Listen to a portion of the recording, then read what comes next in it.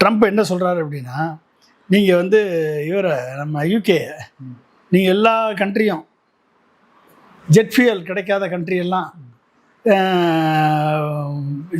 Straight of ஹார்மஸினுடைய வழி மூடப்பட்டதுனால jet fuel கிடைக்காத country எல்லாம் வந்து லைக் யுனைடெட் கிங்டம் இந்த ஈரானை அழித்தொழிப்பதில் நீங்கள் ஒத்துழைக்கலை.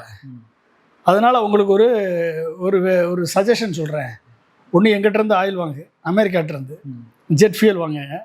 இல்லைன்னா வந்து ஸ்ட்ரெயிட்டுக்கு ஹார்மஸ் ஸ்ட்ரெயிட்டுக்கு போய் அங்கே போய் சண்டை போட்டு உங்களுக்காக போராடி நீங்கள் வந்து கப்பலை.